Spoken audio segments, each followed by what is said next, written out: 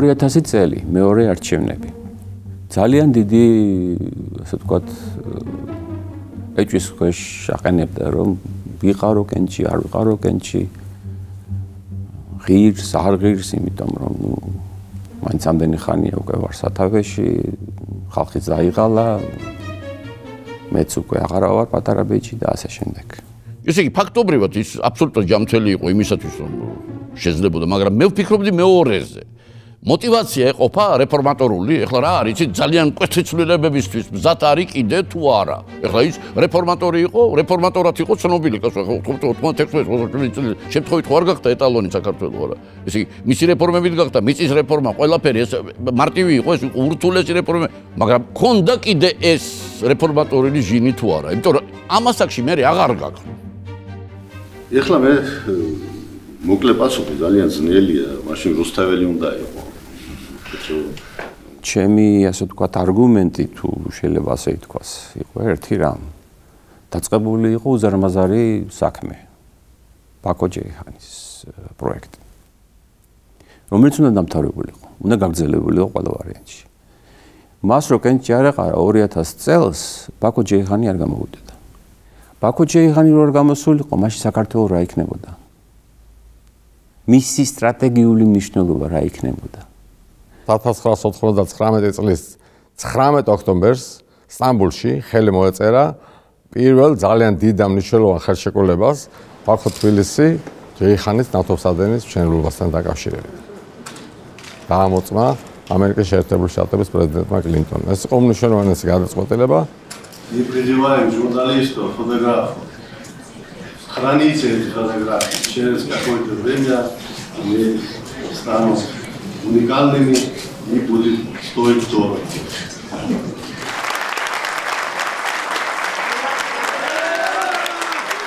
სტამბოლში გაფორმდა შეთანხმება რუსეთის სამხედრო ბაზების გაყვანის შესახებ საქართველოსთან. ესაც ისტორიული მიღწევა იყო.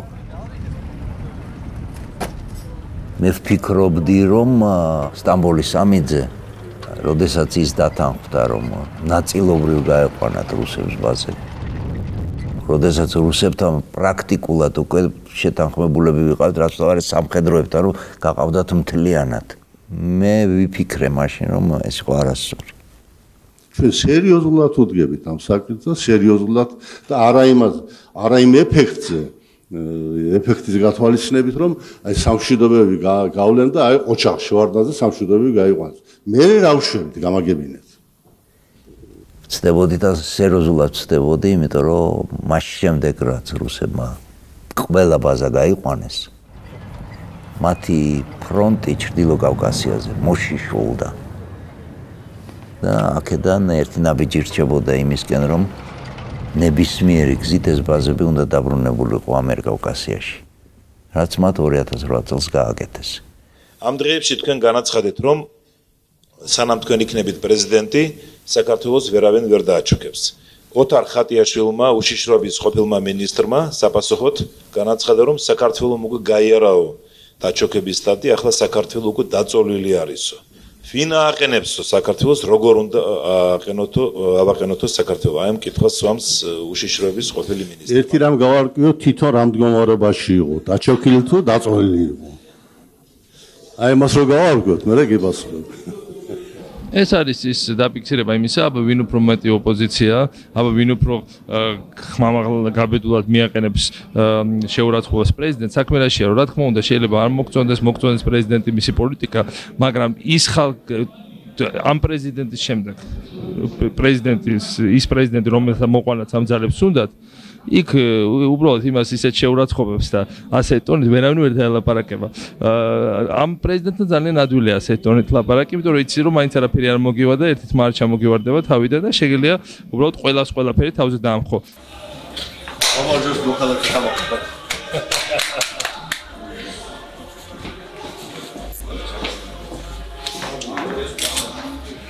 კარგად გამოიყურებით ჩვენი ტელევიზია. 7, 6, 5, 4, 3, 2, 1.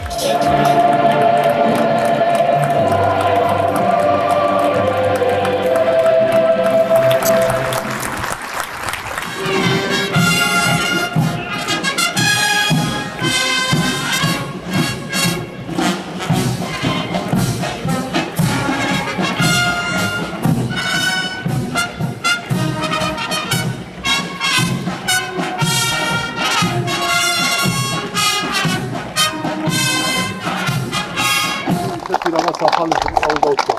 რაღაც ტანკებია საჭირო არც შემეხები არა. მაინც არა. მე რაღაც ხანჯალი არ მიყოთ რაღაც ის გავს. შენახი. შენ იქნები საქართველოს პრეზიდენტი. ეს არის შეიძლება ეგეც იყოს. ყველას ხო პრეზიდენტის სახელი არ დაერქვა. მე პირადად ძალიან ფრთხილად ვდგები ამ ამბავს და თქვენც ასევე ფრთხილად იყავით, იმიტომ რომ როცა მოდაში შემოდის რაიმე მუდმივი პრეზიდენტები არ არიან და მე დაიწყება გადარქმევის პროცესი. Президент Грузии Гарнабрич Шеварднадзе поступил очень правильно, что отмечает свой день рождения в столице России. Я хочу от вашего имени, от имени всех присутствующих еще раз сердечно его поздравить и пожелать ему всего самого доброго.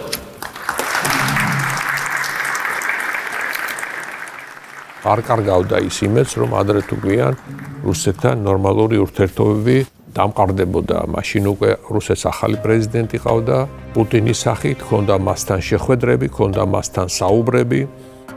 სამწუხაროდ ობიექტურად უკვე მოვლენები ისე ვითარდებოდა, რომ აი ამ საერთო ენის გამონახვა სულ უფრო რთულდებოდა. განსაკუთრებით დამძიმდა სიტუაცია მას შემდეგ, რაც დაიწყო ჩეჩნეთის ეგრეთ წოდებული მეორე ომი. ჰუმანიტარული მოსაზრებებით მაშინ გადმოვიდნენ ლტოლვილები, მათი არ მიიღება წარმოუდგენელი იყო. იქ ომი იყო, იქიდან გარბოდნენ ქალები, ბავშვები, მათ შორის იყვნენ რა თქმა უნდა მამაკაცები, ეხლა ხელში არავის არ ეკავა ცნობა რომ ბოევიკია თუ ვინ არის. მოხდა ის რაც მე უთხარი მაგათ ბუმერანგად დაგიბრუნდებათ მეთქი სოხუმიდან, რასაც თქვენ აქ აკეთებთ მართლაც ისეა დაბრუნდნენ ჩეჩნები და დუდაევის ხელმძღვანელობა დაიწყო ომი რუსების წინააღმდეგ. მოადგენ 3500 მეტრი სიმაღლე ზღვის დონიდან. აი ამ ქეთს მოდის თოვლი, ყინვა და ბევრ ადამიანს, ბევრ ქალს მკვდარი ბავშვი ყავს ხელში. გაყინვისაგან. ნუ რა უნდა მექნა? გახსოვთ რუსეთმა მაშინ საქართველოს მოსთხოვა ნება დაერთოთ მათთვის სამხედრო ძალები გადაესროლათ საქართველოს ტერიტორიის გავლით და სამხრეთიდან შეეტიათ ჩეჩნეთისათვის. რაზეც რა თქმა უნდა საქართველოს ვერ დათანხმდებოდა, ეს იყო სრულიად მიუღებელი, ეს ნიშნავდა როგორც პრეზიდენტმა შევარდნაძემ განაცხადა დიდ კავკასიურ ომში საქართველოს ჩათვლას. ამას მოყვა ეს ცნობილი სავიზო რეჟიმი, რომელთაც არც რუსეთმა მოიგო რაიმე და არც საქართველომ. არ გაშვებამ რუსული ჯარისა შექმნა სიტუაცია, სადაც უკვე ყველაფერი შეიძლება მომხდარიყო, უკვე პირდაპირ ლაპარაკობდნენ. თავად პუტინმა თქვა ამის თაობაზე სოჩში, სადაც ძალოვანებს ხდებოდა და თქვა პირდაპირ შესაძლებელია спецоперации ჩატარება. С таким неприятным явлением мы столкнулись 2 дня тому назад. Самолеты, которые залетели со стороны России, бомбили деревни грузинские. Кстати, это не первый раз. Те причины, которые существуют, так сказать, и которые осложняют иногда наши отношения, они не могут служить, так сказать, поводом для того, чтобы бомбардировать деревни, так сказать. И хорошо, что жертв нет, но вообще-то ущерб нанесен очень большой, особенно российско-грузинским отношениям. Если речь идет о якобы бомбардировке сел Грузии, и одновременно мы слышим, что жертв нет, то возникает вопрос, что же это такая за бомбардировка? Если удары наносились по населенным пунктам, а жертв нет.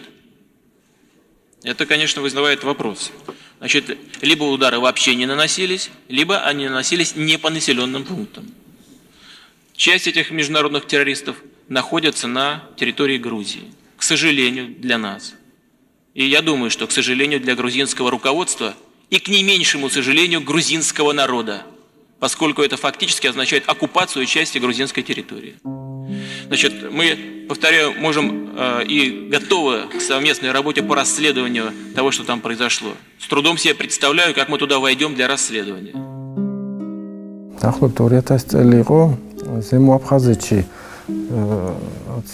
სადესანტო დიდი რაზმი გადმოსხეს რუსებმა. უბრალოდ ჩააყენეს რა იქ ეს ნაწილი, სამხედრო ნაწილი.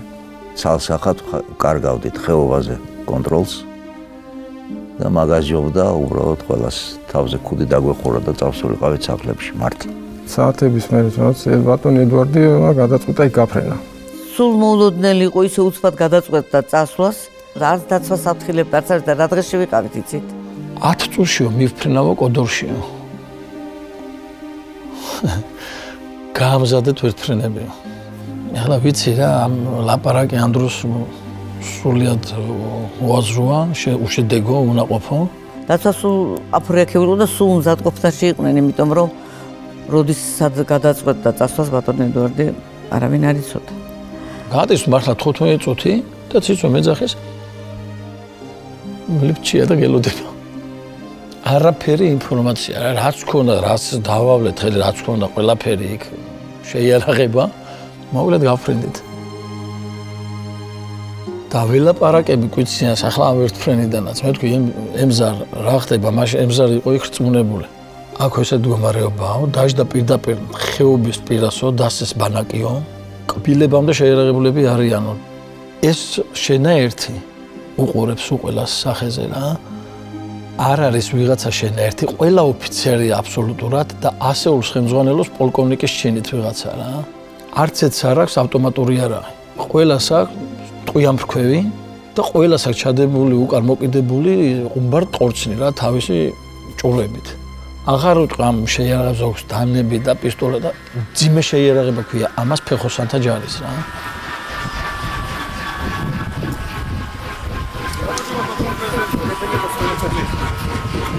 Adam prezidenti Erol Gardi Sarı'nın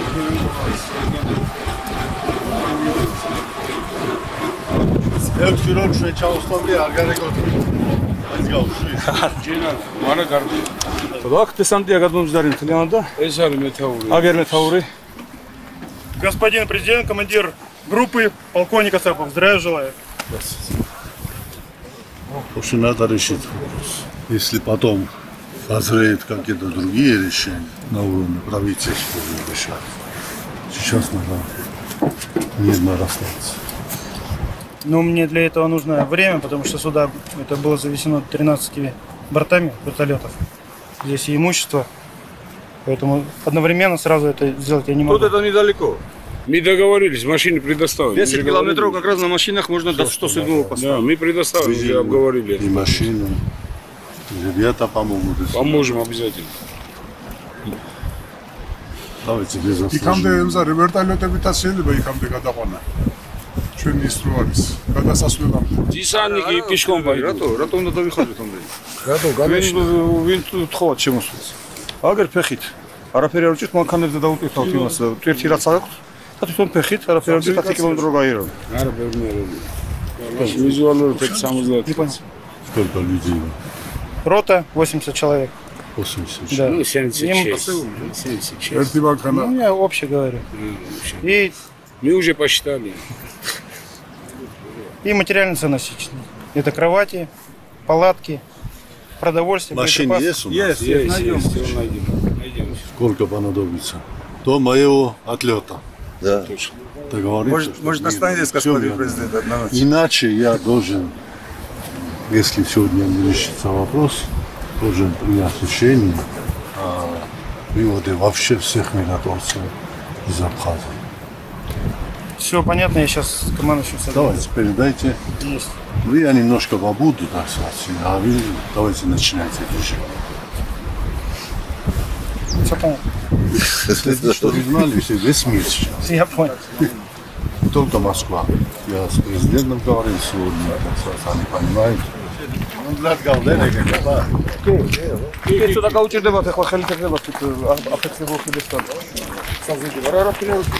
ჩვენ ინჟინერებს ვიცით რა გავიცეთ. მაშინ აფეთქებიათ. არა, მოგდანდი. აი, მე ეკლესიაში თუ ვიკადრებთ. ეკლესიაში. აი, ვერ მოგდანდი. ეკლესიასადა. აი, გეგამსა. რა, გადამანდა სანავისი დაიძებნა სკოლა.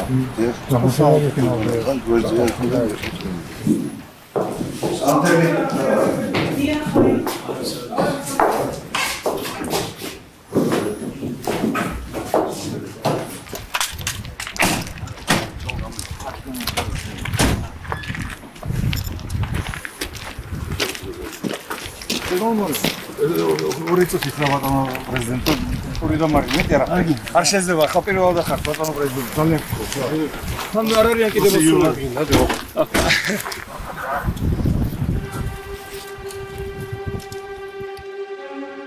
ვაიძულეთ რომ გასულიყვნენ ეს მომენტი არის ძალიან საინტერესო იმიტომ რომ პრეზიდენტებმა ილაპარაკეს ერთმანეთში თვითონ დამირეკა რომ თანახმარიან გასვლაზე უნდა ერთი თხოვნა აქვს რომ ეს გაკეთდეს დამცირების გარეშე. მეორე დილას გაფრინდნენ.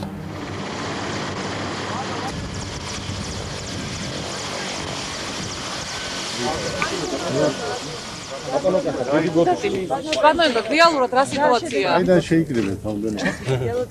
რა სიტუაცია ბატონო? ახლა მდგომარეობა შეიძლება ითქვას ნორმალურია.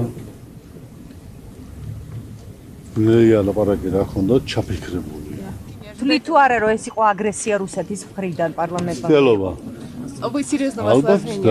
ალბათ მცდელობა. უпростоრად მომზადება ნიადაგის. საბოლოო ჯამში ჩვენ მოვახერხეთ ის რომ იქ სიტუაცია განიმუხტა ჩვენი საკუთარი ძალებით, მაგრამ ამას დრო დაჭირდა და ამ პერიოდში ვითარება რუსეთთან ძალიან გართულდა და დაიძაბა. Сегодня, 23 августа, было совершено нарушение воздушного пространства и бомбовая атака по территории Грузии самолетами Российской Федерации. Დაბომბვის შედეგად გარდაიცვალა საქართველოს მოქალაქე, მძღოლი კაცი.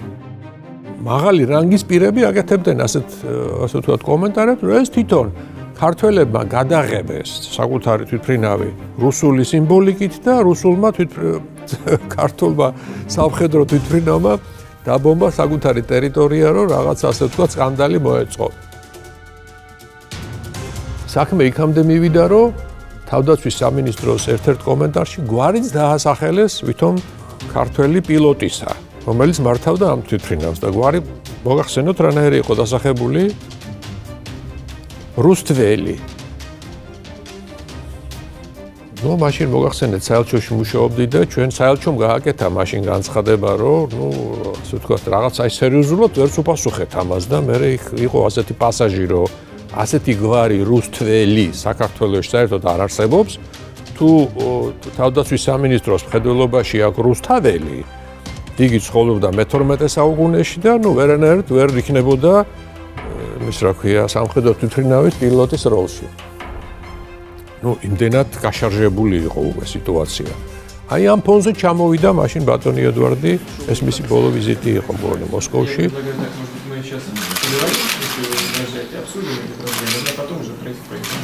ძიმე შეხვედრები ყოველთვის გამოირჩეოდა რუსეთის ფედერაციის პრეზიდენტთან. ეს იყო მისი ალბათ საოცარი ნერვების და გამძლეობის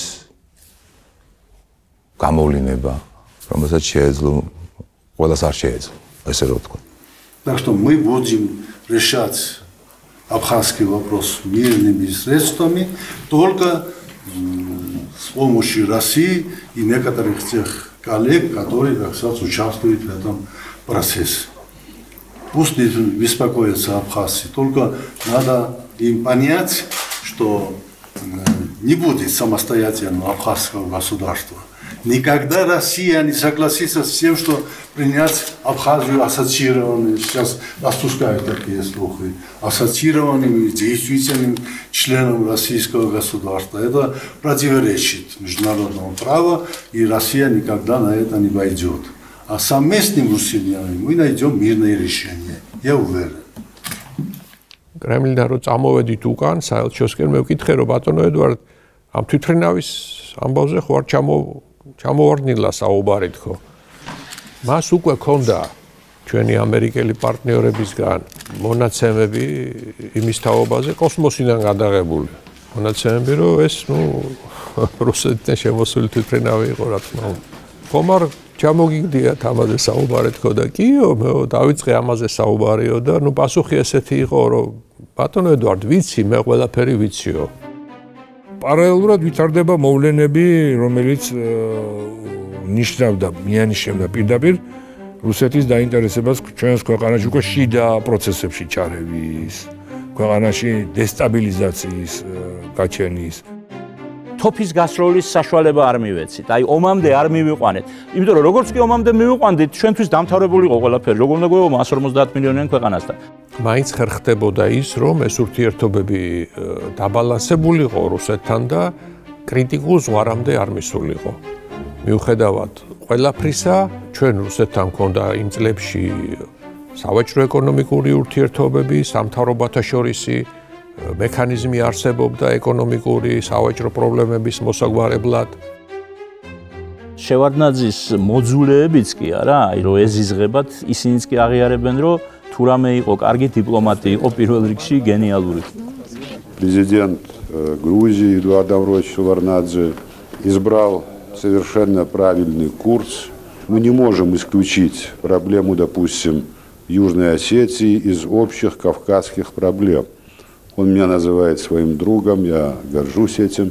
ცხინვალის მიმართულებით გააქტიურდა ეუთო და ევროკავშირი იქნა შემოყვანილი ამ საქმეში, რომელმაც დაიწყო დონორობა.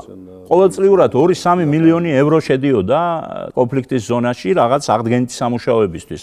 მაშინ როცა ეგრეთ წოდებული სამხრეთ ოსეთის რესპუბლიკის სახელმწიფო ბიუჯეტი წლიური იყო $1 მილიონი. მაშინ ალბათ არც ეხლა მეტი. იქ არაფერი არ იწარმოება, მოსკოვი რასაც აძლევდათ, ეგ იყო.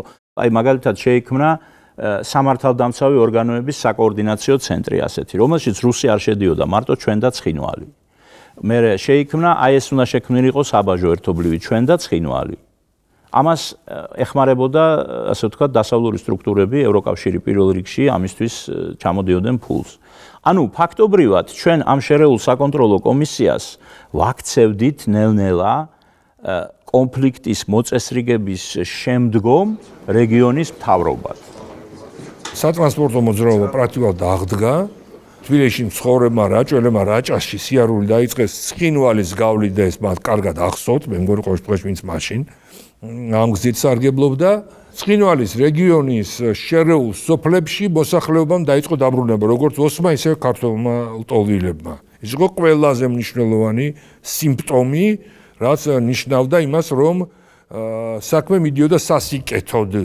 შევიდნენ ქართული კომპანიები, შევიდა ქართული ბანკები, რამდენიმე, რომელმაც დაიწყეს იქ მუშაობა, ხო? ეს იყო ამ პირადი ურთიერთობებით. ურეკავდა პირადად თვითონ ვინც იყო მაშინ ჩივიროვი, ისიც ურეკავდა, მახსოვს ერთხელ მითხრა ბატონო ედუარდმა, რომ ჩივიროვმა დაარეკაო, რომ რაღაც გაზის პრობლემა შეექმნათ იმათ და იქნებ მივაწოდოთ და მივაწოდეთ გაზი. დენის ფულს საქართველოს ბიუჯეტი უხდიდა ცხინვალის რეგიონს, კაცო. დენი, გაზი, ყველაფერი ნაყიდი ყო ჯიბეში გვესხდნენ. გოგი თოფაძემ გააკეთა ისეთი ჟესტი, ინვესტირება მოახდინა, ცხინვალის ლუდის ქარხანა აღადგინა. თბილისიდან ლუდი აღარ შედიოდა, თოფაძის ლუდი. ну ახლა სხვა ფირმები შეიძლება კასტელს და ვიღაცას შექონდა, მაგრამ ყაზბეგის ლუდი არ შედიოდა. და ცხინვალს დაუთმო ეს ბაზარი. და ამით რა პოლიტიკური ის ქონდა, იცით, დივიდენდი. იმისთვის რომ ამ რეგიონებში, ჩვენი კონტროლის ქვეშ მყოფ რეგიონებში გაეყიდათ, ამას სჭირდებოდა აქციზური მარკის დაკვრა და ქართულ აქციზურ მარკას აკრავდა ცხინვალის ქარხანა თავის პროდუქციას. აი რამხელა პოლიტიკური, აი ასე მუშაობდით, ეს იყო მე თვითონ წავიყვანე მაქთის წარმომადგენლები, შევახვედრე იქაურ სეპარატისტების პრემიერ-მინისტრს და ზუსტად თავრობის შენობა რო აქვს ცხინვალში 9 სართულიანი, იმის თავზე დაიდგა მაქთის ანტენა ზუსტად. ბარიერი არ იყო რა, იდგა იქა მშვიდობის ყოფილი, მაგრამ მის თამოსთან ჩვენ მანქანასაც არ აჩერებდნენ, ხო, ჩვეულებრივად იყო. ჩვენ მაქტიკომმა 18 სადგური ავაშენეთ იქა ოსეთის ცხინვალის რეგიონში, სამხრეთ ოსეთის ტერიტორიაზე. და ჩვენი თანამშრომლები იყვნენ ადგილობრივი ინჟინრები, რომელსაც ჩვენ აქედან უხდიდით ხელფასს და ყველაფერს. ამ ხალხს ჩვენ ალტერნატივა შევუქმენით, ეს ხალხი, ეს ცხინვალი აქეთკენ ვატრიალებდით, არა? ის ერგნეთის ბაზრობა იყო, რომელიც ქმნიდა, ასე ვთქვათ, თანამშრომლობის საფუძველს. მოხდა ის, რომ ოსეთის ტერიტორიაზე ტრიალებდა ლარი. დღეს ეხა იქ ტრიალებს რუსული რუბლი. რუსული რუბლია ეხა იქ.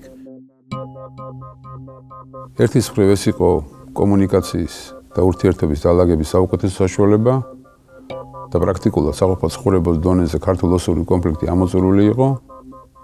მეორე მხარეს იყო დივერსია ქართული ეკონომიკის მიმართ. უამრავი ქართველი ჩინოვნიკი ადგილობრივი და თბილისშიც ხელს ითფობდა ამას. ძალიან დიდი რაოდენობით შემოდიოდა.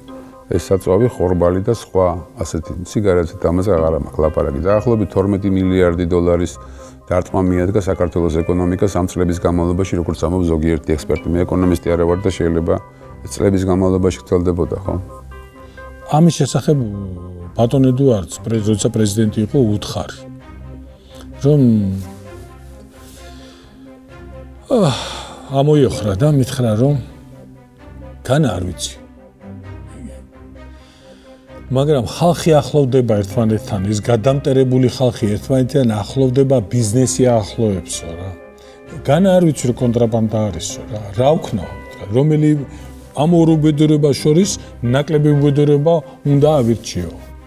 ბატონი ედუარდი ამას ძალიან კარგად აცნობიერებდა და ჩვენ ამაზე გქონდა არაერთი საუბარი. აი ამ საუბარმა განაპირობა შემდეგი ნაბიჯი. მოგელაპარაკე მიშას, ბატონი ედუარდის დავალებით. მიშა მაჭავარიანი იმ მომენტში არის შემოსავლების მინისტრი. მე ჩავედი ცხინვალში და მოველაპარაკე კონტრაბანდისტებს, რომელსაც შემოქონდათ რუსეთიდან საწვავი. ეს არის ივლისი 2000 წლის.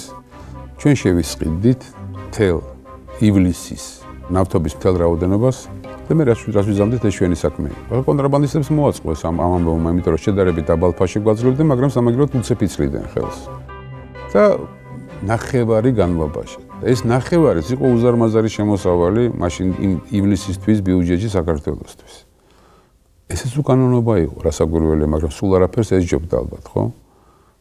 აქ ამბავი ატყდა თბილისში. იქ ხო ატყდა ცხინვალში ჩინოვნიკებმა, ხო? იქ ჩინოვნიკებმა ისინი თავი გაიგიჟეს, იმიტომ კი არა რომ თქვა იქიდან დიდი შემოსავალი დაკარგეს. იქ ჩინოვნიკებს არც ჰქონდათ იქიდან შემოსავალი, კონტრაბანდისტებს ჰქონდათ და ლოხა ჩიბიროვს ჰქონდა მაშინდელი დე-ფაქტო პრეზიდენტის შვილს. ალაგირში, ჩრდილო ოსეთში იყო განლაგებული FSB ცენტრი, ოფიცრების, რომლებიც მართავდნენ აი ამ კონტრაბანდის მეშვეობით დარტყმას ქართულ ეკონომიკას. და ისინი გადაირიე. იმათო ჩინოვნიკებს აიძულეს, რომ ჩინოვნიკები აიძულეს, რომ შეშფოთებული იყვნენ და გარდა ამისა, ჩვენი ჩინოვნიკები, გინდა ადგილობრივი, გინდა ესე იგი რამდენი მივიდა ბატონ ედუარდთან და რამდენმა შეაწუხა მე არ ვიცი. მოკლედ იმდენი ქესვის ამბავი ჩაშალეს. მიუხედავად იმისა, რომ აი ხო გეუბნებით, რომ ეს ძალიან ეფექტური სვლა გამოვიდა იმ ერთი თვისთვის. Главное заснять. დარბაზზე არ ხუჭავდა თვალს, ამბობდა ამას, მაგრამ ძალიან რთული იყო მისთვის უკვე აი ამ ყველა მხრიდან ადამიანია, ხო? ასაკოვანი ადამიანი არ შეიძლება რომ ყველაფერს გაუძლო. გარედან, შიგნიდან, ქვემოდან, ზემოდან, ყველა მხრიდან რაც არ უნდა ძლიერი პიროვნება იყო, თუ რეპრესიებს არ ახორციელებ, ხო? ფიზიკურად არ სპობ ადამიანებს, ძალიან რთული ესე რა ქვია, დემოკრატიული მეთოდებით ებრძოლო ხალხს, რომელსაც დემოკრატიული აზროვნება არ აქვს და არ შეიძლება კონდეს. ჩვენ იქ სხვა თამაშს ვთამაშობდით, არა? რუსეთი იძულებული იყო, რომ ღიად ვერ ახერხებდა იმათ მხარდაჭერას, იმიტომ რომ შუამავლის როლი მივაკუთვნეთ. მშვიდობის ყოფილის როლი. ამიტომ იძულებული იყო, რომ საერთაშორისო თანამეგობრობის წინაშე თავი გამოეჩინა ისე, თითქოს მართლა ნეიტრალურია. სინამდვილეში ყველა მიცოდა, რომ არ არის ნეიტრალური და ის რეჟიმები საერთოდ არ იარსებებდნენ. რუსეთის შექმნილი იყო ელემენტარულად, ვერანაირი აფხაზი და ოსი, ჩვენ ვერაფერს ვერ გაგვიბედავდა, რომ არა რუსეთი, ხო? ეს იცოდა ყველა, მაგრამ ფასადზე ეს არ იყო. იქ ძალიან პატარა ოქმი მივიღეთ ჩვენ და ამ ოქმში იყო ჩამოთვლილი 4 პუნქტი. რას ნიშნავს ქართულ-ოსური კონფლიქტის მოწესრიგება, რისგან შედგება. პირველი ეწერა უსაფრთხოების უზრუნველყოფა კონფლიქტის ზონაში, მეორე ეწერა ნდობის აღდგენა მხარეებს შორის, მესამე იყო რეგიონის ეკონომიკური აღორძინება, ანუ აღდგენა კონფლიქტისგან რაც დანგრეული იყო და მეოთხე იყო სრულმასშტაბიანი პოლიტიკური მოწესრიგება. ხო და აი დაახლოებით 2000 წლისთვის აი ეს პირველი 3 პუნქტი შესრულებული იყო, ანუ დადგა ბოლო პუნქტის დრო, ხო, რომ პოლიტიკური მოწესრიგება. პოლიტიკური მოწესრიგება რას ნიშნავდა? რომ განსაზღვრული იყო ცხინვალის რეგიონის სტატუსი საქართველოს შემადგენლობაში, ხო? ისეთი სტატუსი, რომელიც მისაღები იქნებოდა ჩვენთვისაც და სეპარატისტებისაც.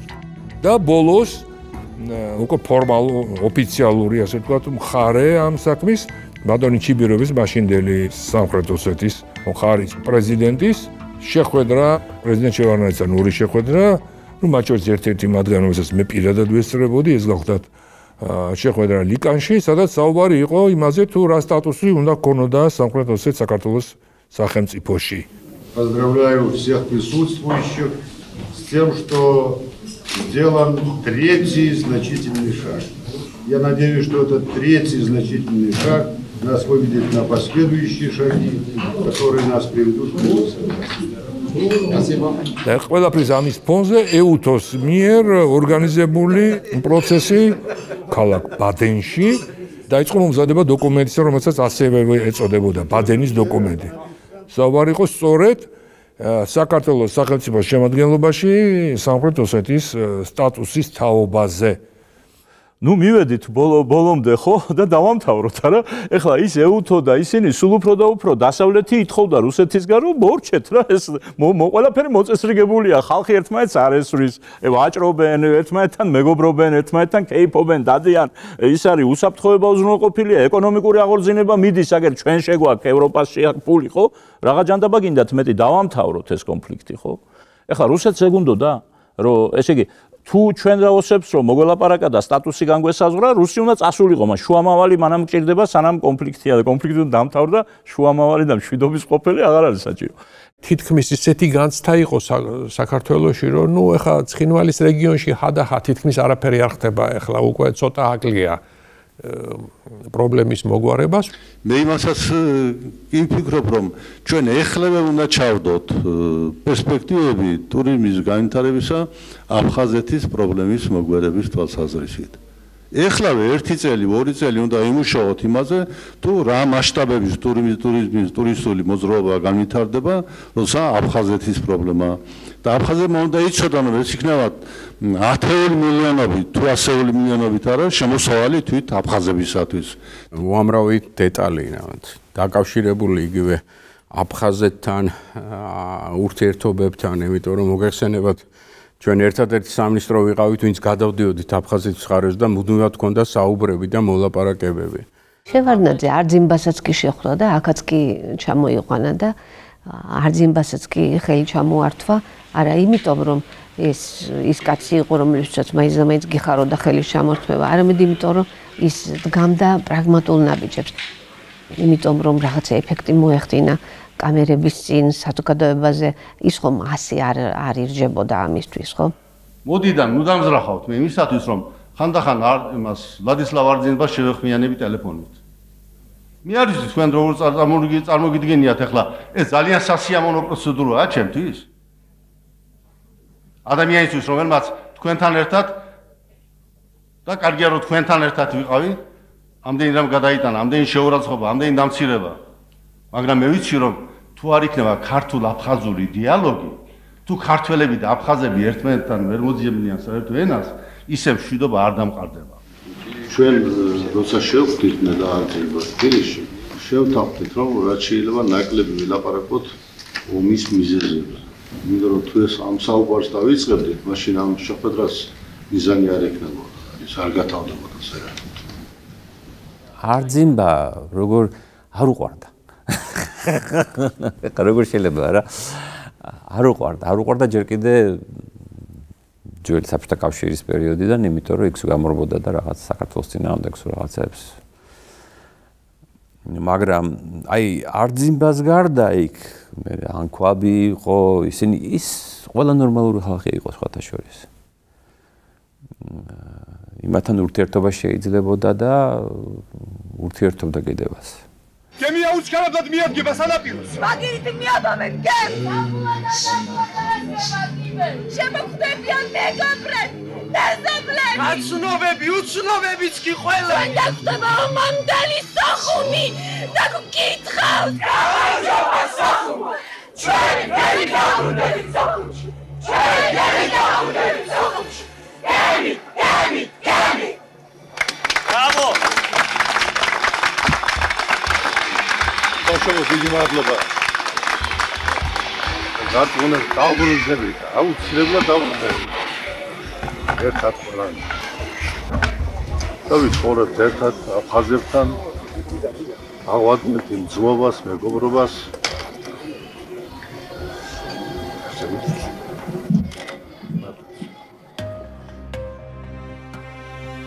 სანამ შევარდნაძე იყო პირდაპირ უნდა ვთქვათ, არ შეწყვეტილა მუშაობა აფხაზეთის დაბრუნების საკითხს. შევარდნაძე თვითონ ეს არის ურთულესი პროცესი იქნება, უძნელესი პროცესი იქნება, ხანგრძლივი, მაგრამ შევარდნაძე ამას არ უყურებდა როგორც რაღაც მითს და როგორც რაღაც აბსტრაქციას. ბატონმა ბაღაფშმა მიმართა ბატონ ედუარდს, რომ ჭირდებოდა გარკვეული ხაზების აღდგენა აფხაზეთის ტერიტორიაზე. და ბატონ ედუარდმა დამიბანა, მე ეს თემა ვიცოდი, იმიტომ რომ მე გადავეცი მისი წერილი, ბაღაფშის წერილი და რომ მივიტანე, რას ფიქრობ, დათო შევლენო, შევიყვანთო იმებს, ცოტა საშიში ხო არ არის. იმიტომ რომ საკმაოდ დიდი სამუშაო იყო. ოჩამჩირის უბანზე ჩასატარებელი, იგივე სოხუმში გარკვეულ უბნებზე ხაზები იყო თავიდან ასაშენებელი. დაიძრა ეს კოლონა 3 დღის განმავლობაში შევდიოდით აფხაზეთში. დეტალებს მეკითხებოდა, რომ ქართული ნომრებით შეხვედით, მე ვთხარ კი მეთქი, არ მოგვიხსნიან. მართლა პასუხისმგებლობას გრძნობდით, იმიტომ რომ ყველაფერი შეიძლება მოხდარიყო იქ.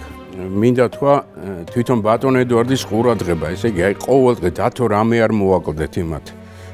მუშებზე ვინც იყვნენ ჩვენი თანამშრომლები შეყვანილი, რომ ხო კარგად არიან, ხო კარგად ეპყრობიან და დაბრუნების დროს ეხლა ნორმალური სიტუაცია რო იყოს, სულ ამაზე უნდა ვილაპარაკოთ, რომ ამ ხელა სამუშაო გავაკეთეთო. ეს იყო 2001-2002 წლები. ამაზე ბევრმა არავინ არაფერი არ იცის. შემდეგ რაღაც სპეკულაციებისთვის გამოიყენეს გარკვეულმა ძალებმა, მაგრამ ეს იყო აი იმ პერიოდში შესრულებული ძალიან მნიშვნელოვანი, მე მიმაჩნია ძალიან მნიშვნელოვანი სამუშაო.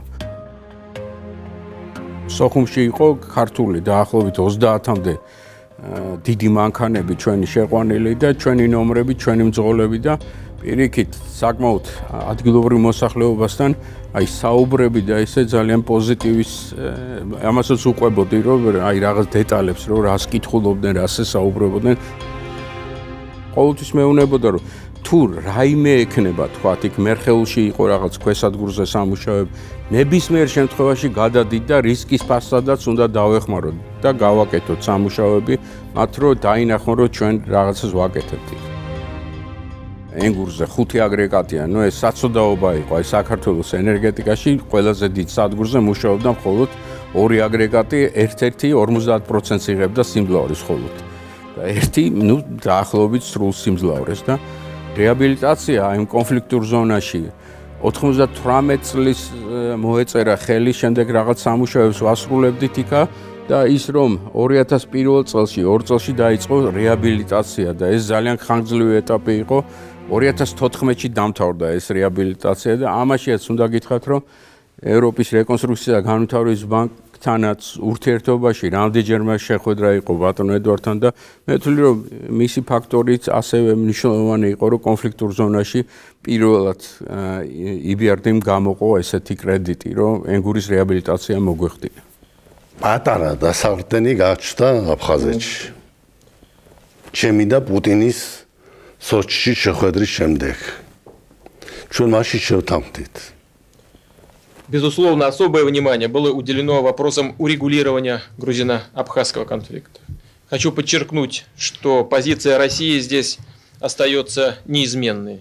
Мы убеждены, что проблемы, разделяющие Тбилиси и Сухуми, должны решаться при сохранении территориальной целостности Грузии и обеспечении законных прав и интересов многонациональной Абхазии.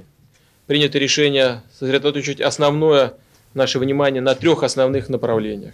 По возвращению беженцев, прежде всего в Гальский район, и по организации железнодорожного сообщения Сочи-Тбилиси.